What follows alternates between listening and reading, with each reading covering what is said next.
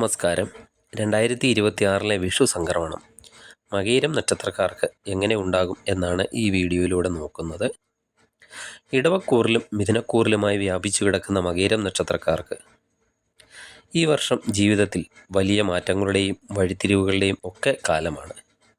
നിങ്ങളുടെ കഠിനാധ്വാനത്തിന് അർഹമായ പ്രതിഫലമൊക്കെ ലഭിക്കുമോ?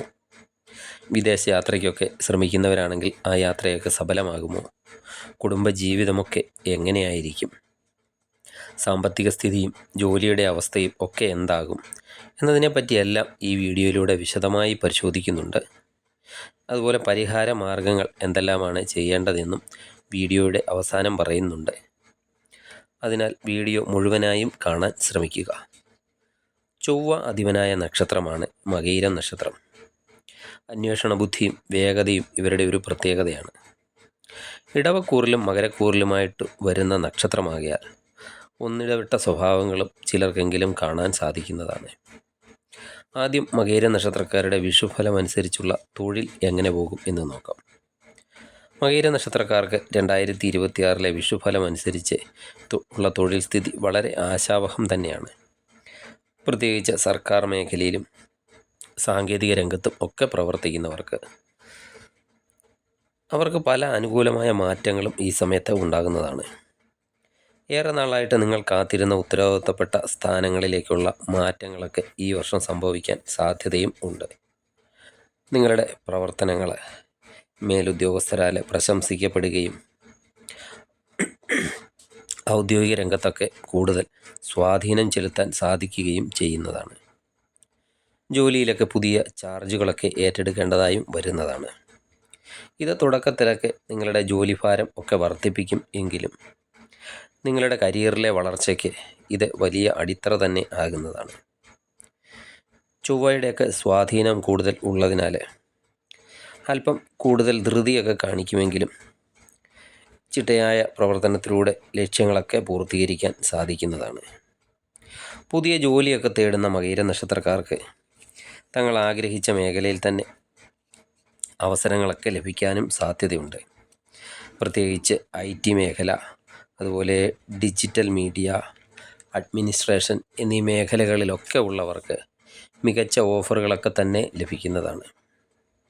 ജോലി സംബന്ധമായിട്ട് ശ്രദ്ധിക്കേണ്ട കാര്യങ്ങൾ എന്താണെന്ന് വെച്ചാൽ സഹപ്രവർത്തകരുമായിട്ടൊക്കെ അനാവശ്യമായ തർക്കങ്ങളിൽ ഏർപ്പെടുന്നത് ഒഴിവാക്കുക.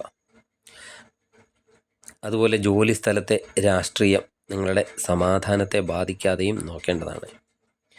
പെട്ടെന്നുണ്ടാകുന്ന സ്ഥലം മാറ്റമോ അല്ലെങ്കിൽ ഡിപ്പാർട്ട്മെൻറ്റ് മാറ്റമോ ഒക്കെ ഉണ്ടായേക്കാം. അത് പോസിറ്റീവായിട്ട് തന്നെ കാണുക. സുബ്രഹ്മണ്യ ഭജനമൊക്കെ നടത്തുന്നത് ജോലിയിലെ തടസ്സങ്ങളൊക്കെ മാറാൻ സഹായിക്കുന്നതാണ്. വിദേശത്തൊക്കെ ജോലി തേടുന്നവർക്ക് ഈ വർഷം മികച്ച ഓഫറുകളൊക്കെ ലഭിക്കാൻ സാധ്യതയുണ്ട്. പ്രത്യേകിച്ച് സാങ്കേതിക മേഖലയിലെ, അഡ്മിനിസ്ട്രേഷൻ മേഖലയിലെ, അതുപോലെ ഹെൽത്ത് കെയർ മേഖല എന്നീ മേഖലയിലൊക്കെ പ്രവർത്തിക്കുന്നവർക്ക് അനുകൂലമായ സമയമാണ്. ഏപ്രിൽ മാസത്തിനൊക്കെ ശേഷം തടസ്സപ്പെട്ട് കിടന്ന വിസ നടപടികളൊക്കെ വേഗത്തിലാകാൻ സാധ്യതയും ഉണ്ട്. നിലവിലെ വിദേശത്തൊക്കെ ഉള്ളവരാണെങ്കിൽ അവർക്ക് തൊഴിൽ കരാറൊക്കെ പുതുക്കുന്നതുമായി ബന്ധപ്പെട്ട ആശങ്കകൾ എന്തെങ്കിലും ഉണ്ടെങ്കിൽ അതൊക്കെ മാറിക്കിട്ടുന്നതുമാണ്. ശനിയാഴ്ചകളിൽ ഹനുമാൻ ചാലിസ ജപിക്കുന്നത് നിങ്ങളുടെ യാത്രകളിലെ തടസ്സങ്ങളൊക്കെ മാറാൻ സഹായിക്കുന്നതാണ്. ചൊവ്വാഴ്ചയോ വെള്ളിയാഴ്ചയോ ഭദ്രകാളി ക്ഷേത്രത്തിലോ ദുർഗാ ക്ഷേത്രത്തിലോ ഒക്കെ വഴിപാടുകൾ നടത്തുന്നതും നന്നായിരിക്കും. ബിസിനസ്സൊക്കെ ചെയ്യുന്നവർക്ക് പുതിയ സംരംഭങ്ങളൊക്കെ തുടങ്ങാൻ വിഷുവിന് ശേഷമുള്ള സമയം അനുകൂലമാണ്. പങ്കാളിത്ത ബിസിനസ് ഒക്കെ ചെയ്യുന്നവരാണെങ്കിൽ അല്പം ജാഗ്രതയൊക്കെ പാലിക്കേണ്ടതുമാണ്. ഇനി സാമ്പത്തിക സ്ഥിതി എങ്ങനെയുണ്ടെന്ന് നോക്കാം.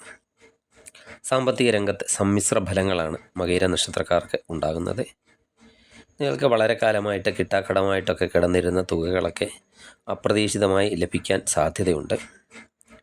ഇടവക്കൂറിൽ വരുന്ന മകയിര നക്ഷത്രത്തിൻ്റെ ആദ്യത്തെ പകുതി നക്ഷത്രക്കാർക്ക് ജൂൺ വരെയുള്ള സമയം വളരെ അനുകൂലവും,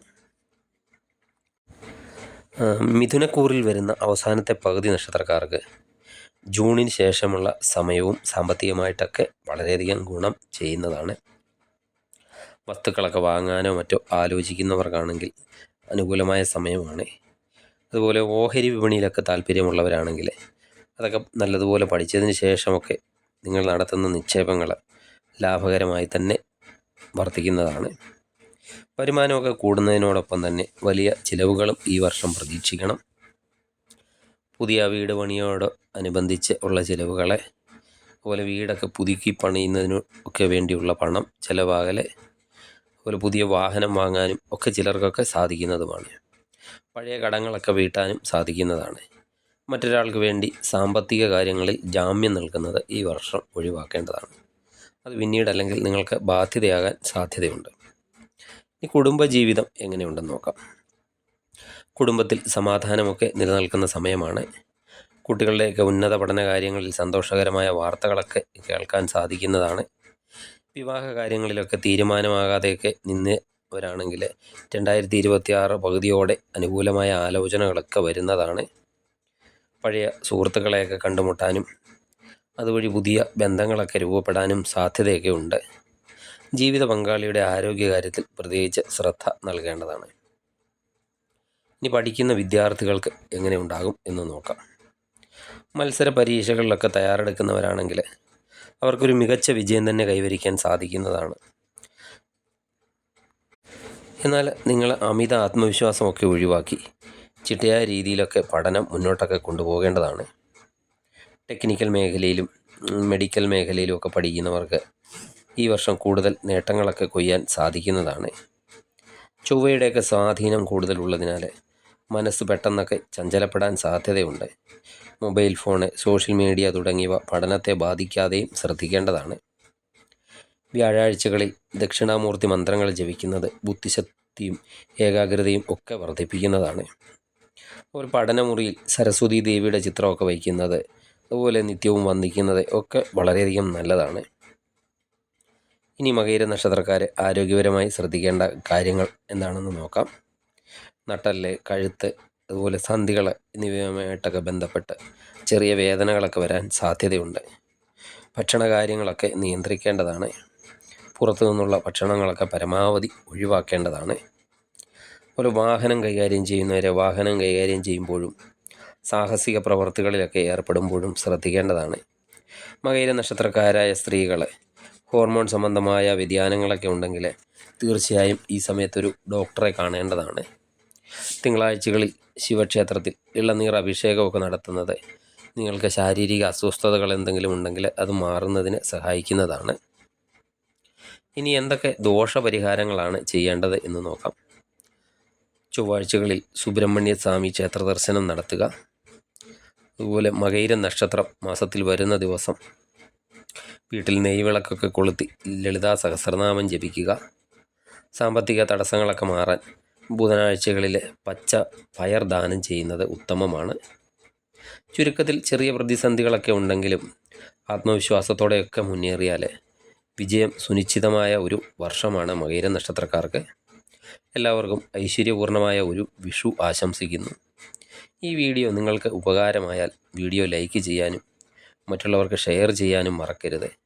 കൂടുതൽ നക്ഷത്രഫലങ്ങൾക്കായി ഈ ചാനൽ ഇപ്പോൾ തന്നെ സബ്സ്ക്രൈബ് ചെയ്യുക. നന്ദി, നമസ്കാരം.